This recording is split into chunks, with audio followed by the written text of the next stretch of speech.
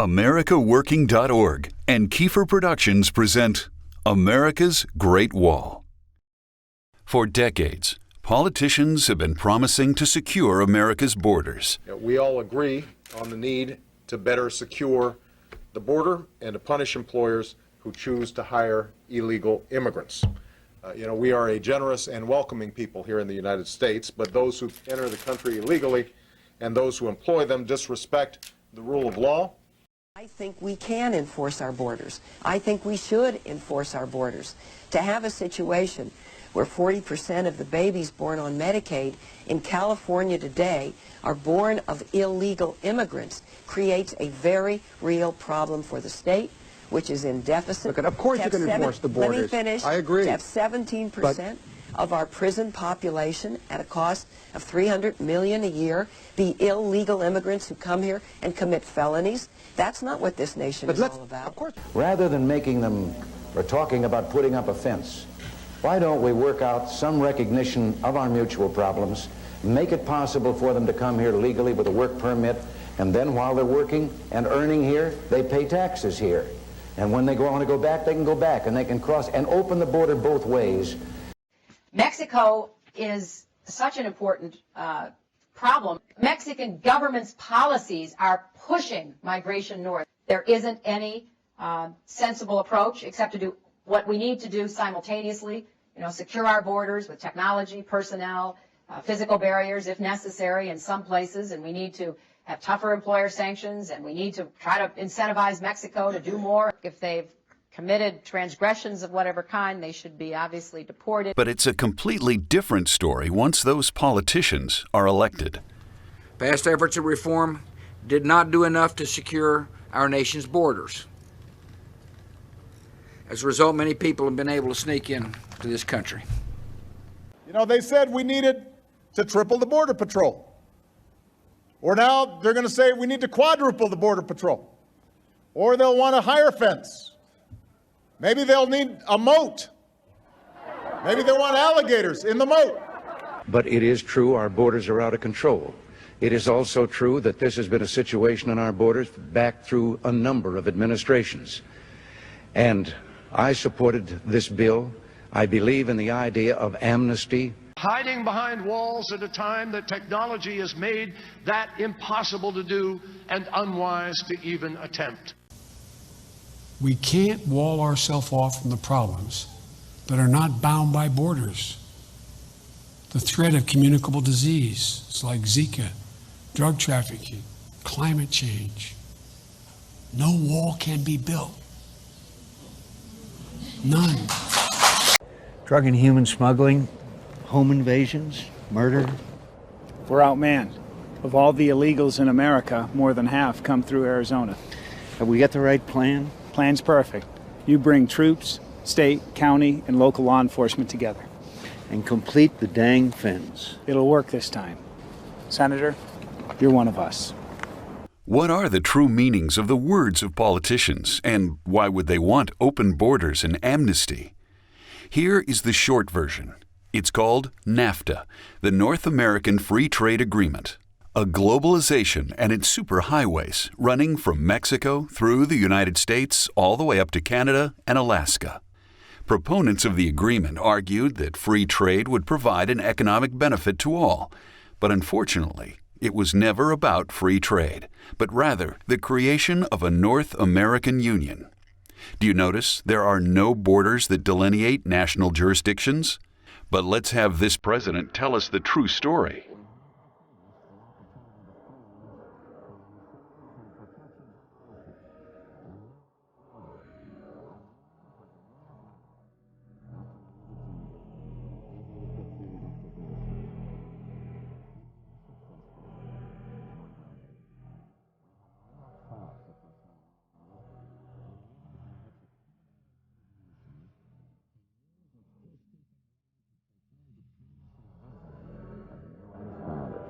That's the true beliefs of all these presidents.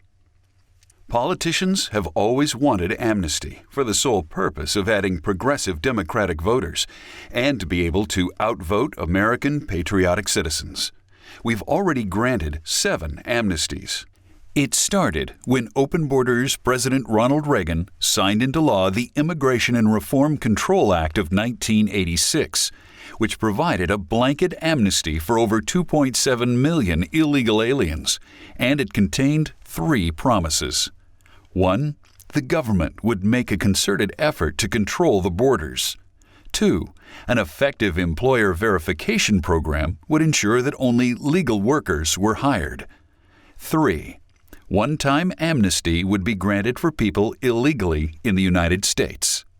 All 3 promises were broken. The government has made no serious effort to control our borders. Employers continue to knowingly hire illegal immigrants without any real fear of punishment. We've since granted 6 additional amnesties to date, with our government pushing for another amnesty called DACA. Second, in 1994, President Clinton signed into law a temporary rolling amnesty for 578,000 illegal aliens. Third, in 1997, President Clinton signed into law an extension of the rolling amnesty created in 1994. Also, in 1997, President Clinton signed into law the 4th amnesty for close to 1 million illegal aliens from Central America. In 1998, President Clinton signed into law amnesty for 125,000 illegal aliens from Haiti. Now, you're going to like this one. The 6th, the late amnesty of 2000, signed into law by President Clinton, amnesty for illegal aliens who claim they should have received amnesty in 1986, an estimated 400,000 illegal aliens. That's 14 years after the amnesty of 1986. Last but not least, the Life Act amnesty of 2000, signed into law, you guessed it, by President Clinton, a reinstatement of the rolling Section 245I amnesty from 1994, an estimated 900,000 illegal aliens. Citizenship is a privilege. We don't grant it to people because they think they deserve it. Remember that these are government numbers, so we know that it's much worse than what they're telling us. Don't think this is a Democratic amnesty. None of this would pass without Republican votes. This has always been a Democrat and Republican partnership. They are truly one in the same. You knew damn well I was a snake before you took me in. Scripture talks about a one-world government. What can you tell us about that? Well, globalism has been a big deal, especially of late. It seems like we're swinging back a little bit to nationalism, probably because of our current leadership. But in the end, there will be an attempt to unite the whole world so that this ruler will have, he'll have control of it all. I'm going to tell you what I know, Sheila. God is not a globalist. He's a nationalist. The Bible says he's made nations according to the book of Acts. The nations were created so that we would trust God. Common sense tells us that securing our borders would help to stem the tide of individuals entering our country illegally. China began construction of their Great Wall as early as 600 BC and finished roughly around 1600 AD, which meant it has secured China's borders for over 2,600 years. However, American politicians assert that we have the most secure borders ever. We have the most secure border we've ever had. We all know that's a complete lie, but just how secure are our borders? To answer this question, let's begin with a bit of history on federal legislation requiring the construction of fencing. According to a report from the Congressional Research Service, the primary piece of legislation mandating a fence along the U.S.-Mexico border is Section 102B of the Illegal Immigration Reform and Immigration Responsibility Act of 1996. This law required the federal government to construct a minimum of 700 miles of reinforced fencing along the southern border. In 2006, Congress amended the Illegal Immigration Reform and Immigrant Responsibility Act of 1996 with the Secure Fence Act, which specified that the fence must consist of at least 2 layers, which means secondary fencing. A third revision came in 2008 with the Consolidated Appropriations Act, which removed the 2-layer fence mandate, which was stipulated in the Secure Fence Act. Goodbye to 700 miles of secondary secured fencing. The United States Border Patrol mileage of pedestrian and vehicle fencing on August 2, 2017, illustrates that we have 354 miles of pedestrian primary fence, 37 miles of secondary fence, 14 miles of pedestrian tertiary fence, and 300 miles of vehicle fence along our southern borders. Let's break it down and show you what our government has given to our Border Patrol and law enforcement as a secured border fence of 705 miles. Here's a map of our southern border. In red are 354 miles of pedestrian fencing and 14 miles of tertiary fencing. In green, we have 37 miles of pedestrian secondary fencing. In orange, we have 300 miles of vehicle fencing or barriers. The areas designated in purple are where we have absolutely nothing at all. But as you'll note, each of these fences are constructed differently and range in effectiveness. For example, consider the 300 miles of vehicle fencing. Normandy fences are crisscrossed posts lined with barbed wire or mesh that were used during both World Wars to protect soldiers in trenches and foxholes. Modern Normandy designs use heavier steel with one or more horizontal metal rails. They are designed to discourage both humans and vehicles, but they don't stop any pedestrian and only slows down vehicles by 3 to 4 minutes. Bollard fencing comes in several different shapes and sizes. They are steel posts, usually driven into the ground, and are filled with concrete. The sole purpose is to prevent vehicles from crashing through, but the fence allows wildlife to come and go. Here are bollards with one horizontal rail, bollards with no rails, bollards at different heights with no rail, and yes, we also have barbed wire fencing. Now, let's take a look at pedestrian and tertiary fencing, consisting of 368 miles. The landing mat is the oldest border fence still in use. In fact, it's comprised of 10 feet high corrugated steel panels that were used as portable touchdown pads for helicopters operating in Vietnam. It remains in use in every border state except Texas. This fence doesn't stop anybody from tunneling under, going over, or cutting holes through it. It just slows them down for a few minutes. Tertiary fencing is a third row of border fencing behind the first and second border fence. Here's pedestrian fencing. Here's secondary fencing. And this is the third fence, called tertiary fencing. But notice where secondary and tertiary fencing stops. If illegals want to cross, they would need to just walk 100 yards further up the hill and jump only one fence, and they're in. Brilliant engineering, and we have 14 miles of it. This is pedestrian bollard fencing. There are 354 miles of several different designs that actually look like junkyard debris. This multi-design of fencing is a complete hodgepodge of metal rubbish, and it's a disgrace to our nation to even call it a secure border fence. Secondary pedestrian fencing is designated in green. It's a second layer of fencing located behind a layer of primary or pedestrian fencing. There's only 37 miles of secondary fencing located in various regions in California, Arizona, and Texas. This is the only design of fencing that would actually help stop illegal crossings, but only if it's being patrolled every half hour or more. The 368 miles of pedestrian fencing and the 300 miles of vehicle fencing were changing to purple because this hodgepodge scrap metal doesn't even qualify as a fence, much more as a secure border fence. We now have 37 miles of secondary fencing and 668 miles of hodgepodge scrap metal, and 1,284 miles of nothing at all. This is what we truly have after 5 presidential administrations and 37 years of lies and promises. Securing America's borders has been the greatest hoax ever played on the American people, and it's still being played today. Here's another way of looking at our southern borders. Notice all the openings between fencing and barriers. That's not done by accident. It's done for the sole purpose of leaving high-traffic areas open for illegal alien crossings. Some politicians argue fences are not necessary since our borders are secured by a robust team of Border Patrol agents.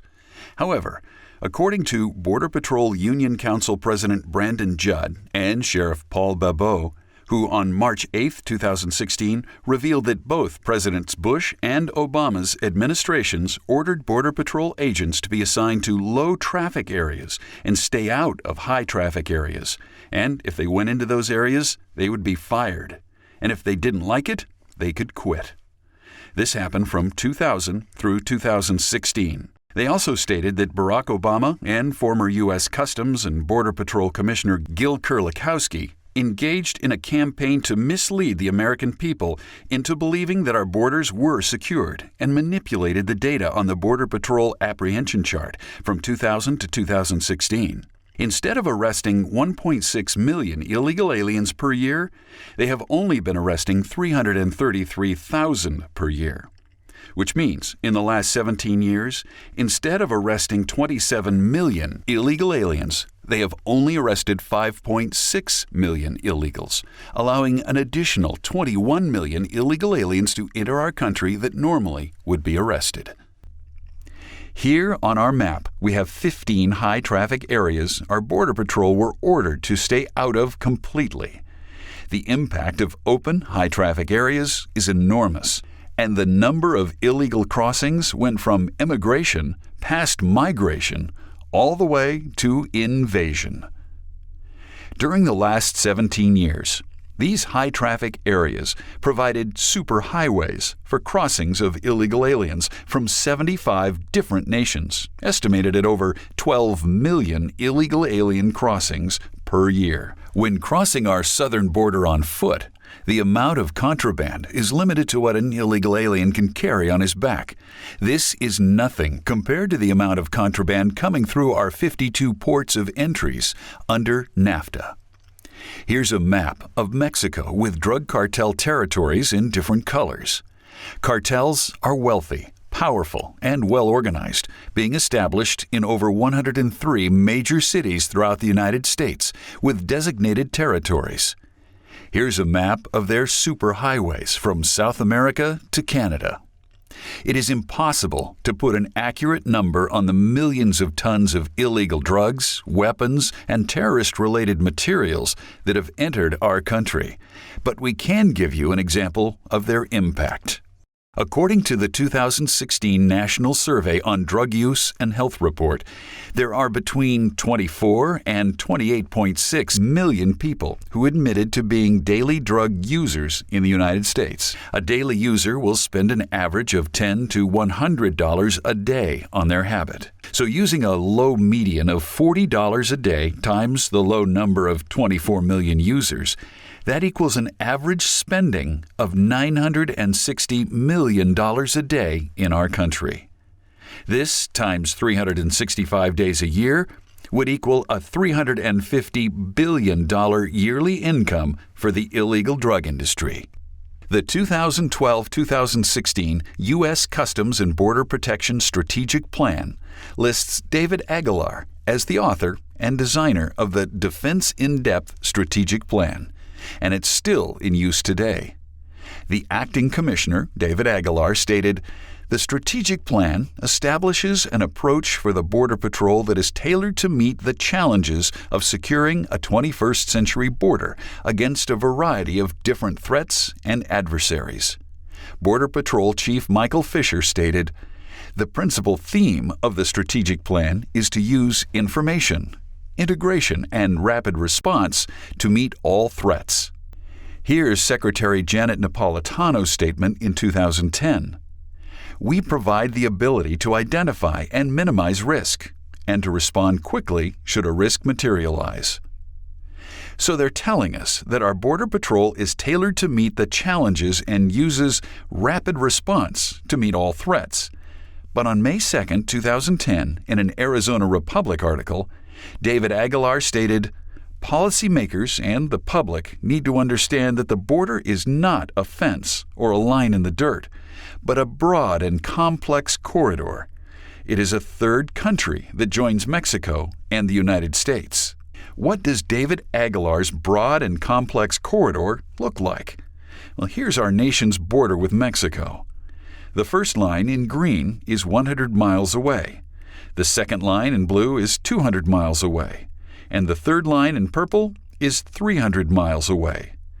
Now shown on the map are the 9 Southwest Border Patrol sectors in yellow, with 9 headquarters and 73 stations. With approximately 37% of stations being within 25 miles of the border, and the remaining 63% of stations being between 25 and 300 plus miles away, we would not call this a defense-in-depth strategy. Rather, a strategic plan giving illegal aliens the greatest chance of entering our country without being apprehended. The U.S. Border Patrol's strategy of defense in depth surrenders crucial time and space to the drug cartels in the rural areas of the border by not apprehending individuals as they cross, instead using rugged terrain to wait hours and even days to intercept illegal activities. As a result, populated rural areas adjacent to the border are faced with increasing illegal activity on their ranches, persons, property, and in their communities. Let's move all our border stations down and add U.S. custom ports of entries. Now, this is our nation's first line of defense, not this 300-mile corridor. Our northern border with Canada is considered the longest undefended border in the world. Canadian citizens can cross into the U.S. at will, traveling and vacationing without an official visa. Even living and working in the U.S. poses little problem for the Canadian citizen. Visa requirements are very lenient for our harmless brothers and sisters to the north. But there's a huge threat from Muslim terrorist cells living and operating in Canada. Our northern border with Canada is roughly 4,000 miles, and there are 8 northern border sectors with agents assigned to each sector, along with 8 headquarters and 50 stations. We now have approximately 2,048 Northern Border Patrol agents, of which 410 agents are administration and 1,640 agents are in the field. Without having confidential and restricted administration scheduling, we're doing our best-case scenario of workload per Border Patrol agent. 1,640 agents divided into 3 10-hour shifts gives us 547 agents per shift, per day, 7 days a week. That means that 547 agents per shift are responsible for 4,000 miles of border and 1.8 million square miles of territory. That's one border agent every 7.3 miles of border and 3,334 square miles of territory along our northern frontier.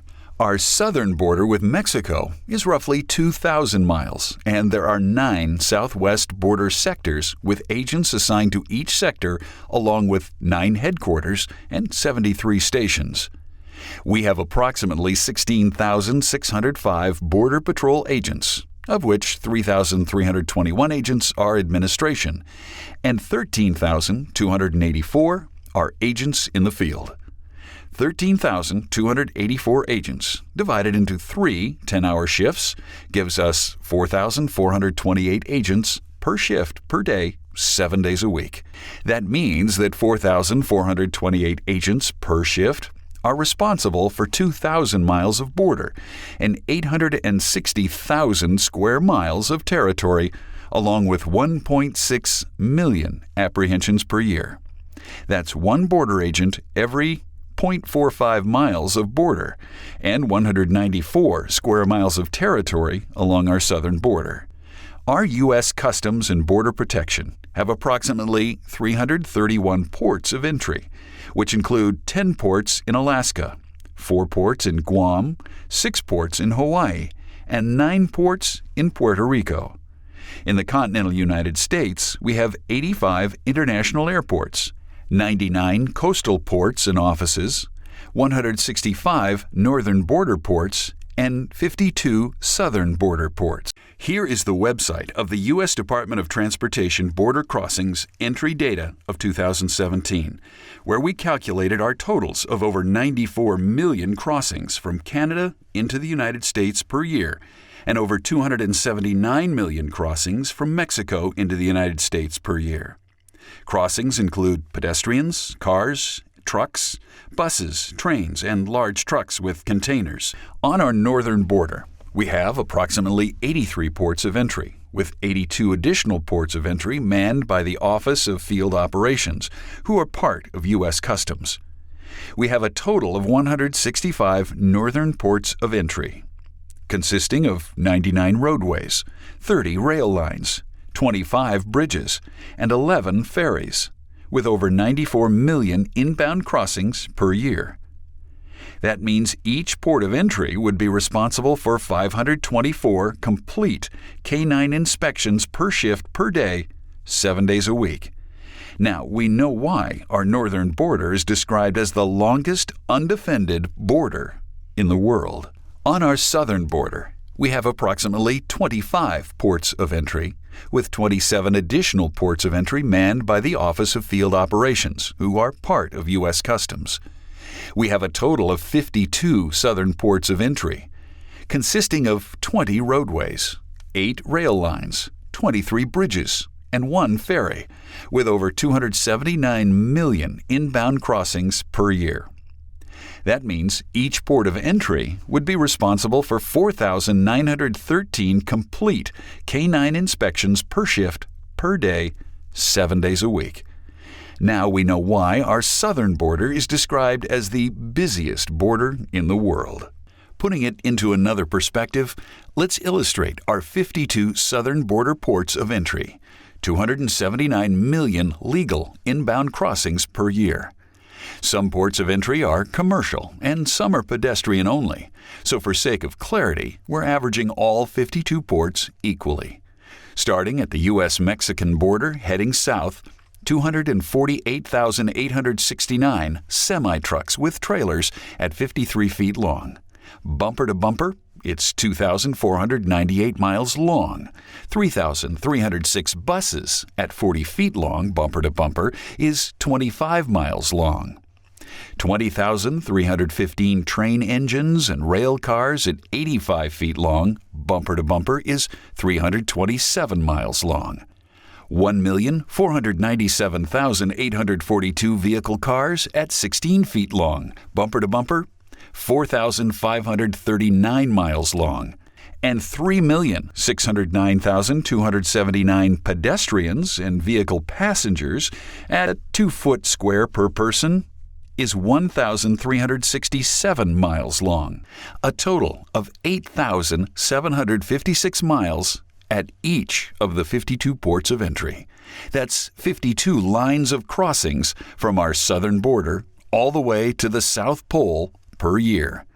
Another illustration would be 455,312 miles of a single line, bumper to bumper, going around the world 18 times per year. Through our conversations with our U.S. Customs and Border Patrol, as well as other law enforcement officers, it's likely that 1 out of 4 legal crossings contain some aspect of illegal contraband. That would be 25% of 279 million inbound crossings per year. That means 69 million inbound crossings are entering our country with illegal contraband per year.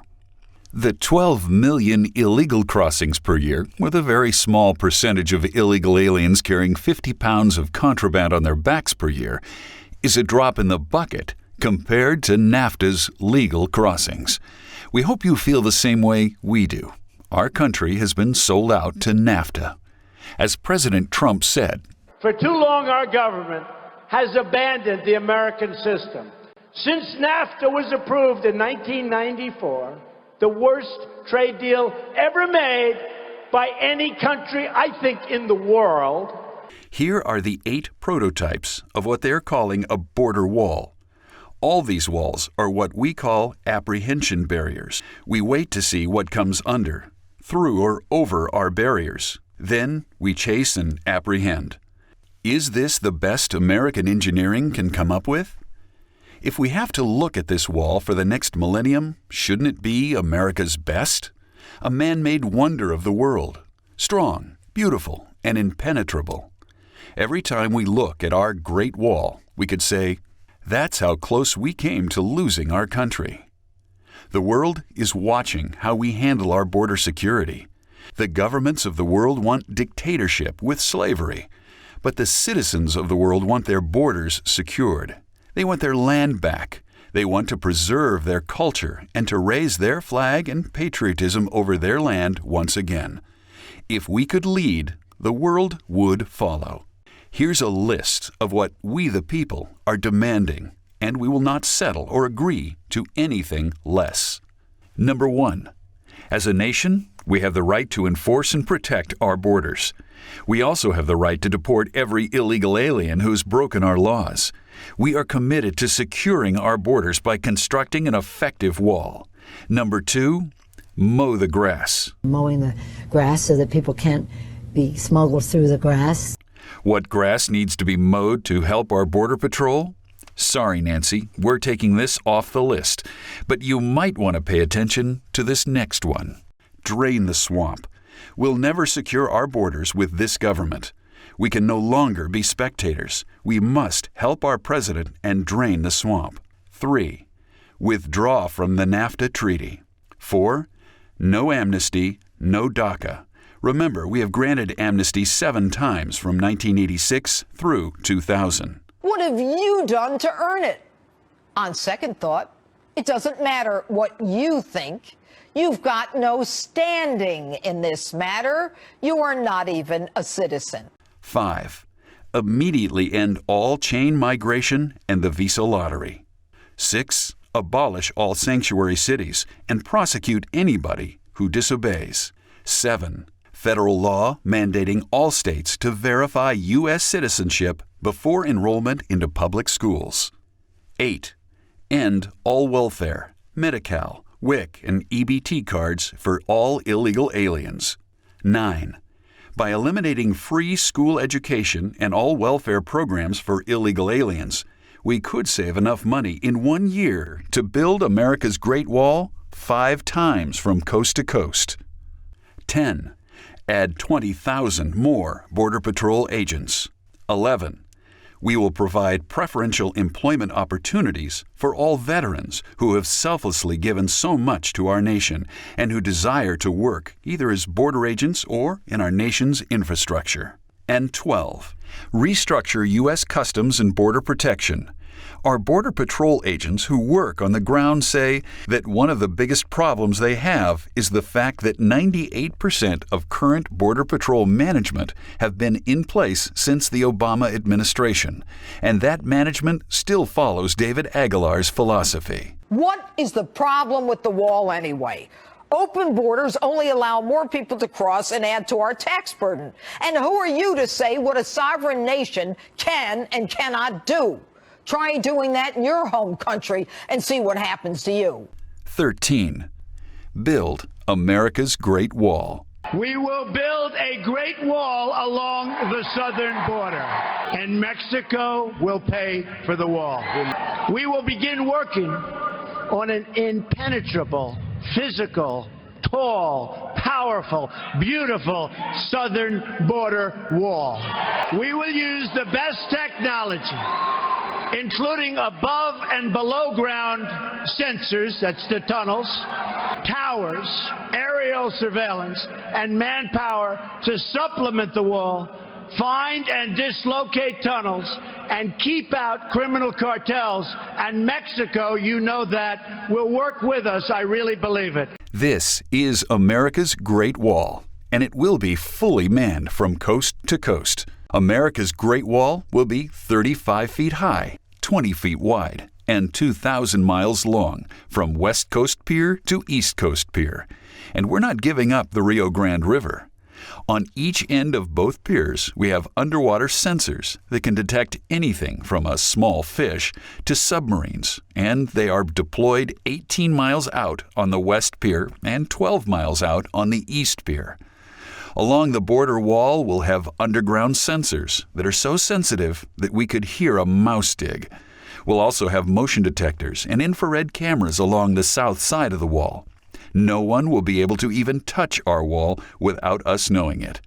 Our own radar system will alert our Border Patrol agents of any aircraft who is flying low or who's not responding to avoid detection, giving agents the necessary time to man aircraft and assist in a mandatory landing. It will be impossible to go under, through, or over our wall without being detected and apprehended immediately. We'll have guard towers every 25 miles with a Border Patrol and Sheriff station with quick response airports. We also designed our own prison, which will receive all apprehensions of illegal aliens from across the country. Here, the illegal will be tried, convicted, and then deported. We'll also design a 2-lane highway for Border Patrol use only, and it will be the entire length of our southern wall. Everything has been designed for a quick response and apprehensions. The wall, related fencing, and adjustments to each port of entry will be the product of American engineers tapping into the many years of experiences of local as well as national law enforcement and the border ranchers who have generational knowledge of the changing and challenging aspects of the geography along the Mexican border. This is America's Great Wall.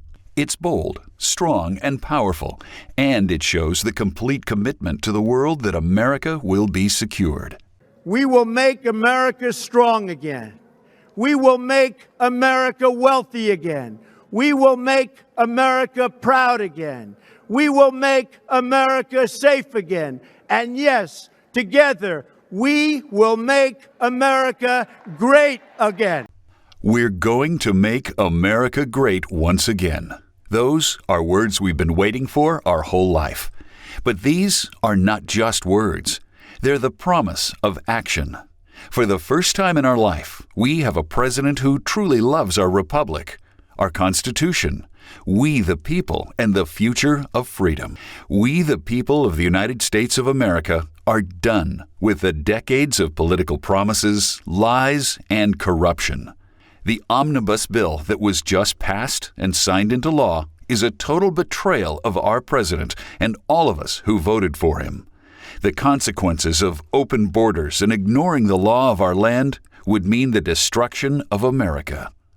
We must hold politicians accountable and start recalling each and every one of them.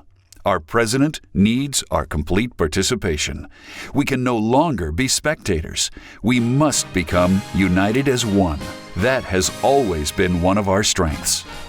Please stand with and support AmericaWorking.org and Kiefer Productions by donating and sharing this video. Together, we can fight to build America's Great Wall, to secure our borders, and to complete parts 2 and 3 of this video series. Thank you, and may God bless you and our great nation, the United States of America.